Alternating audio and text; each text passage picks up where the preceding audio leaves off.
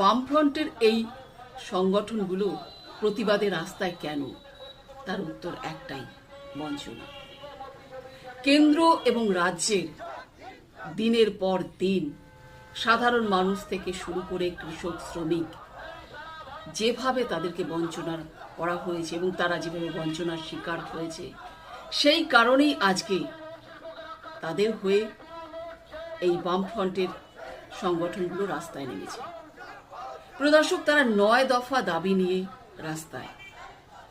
আপনারা জানেন যে বিদ্যুতের বিল কিভাবে বেড়েছে, তার উপর আসছে স্মার্ট মিটার, এবং কৃষকরা অক্লান্ত পরিশ্রম করেও ফসলের দাম পাচ্ছে না।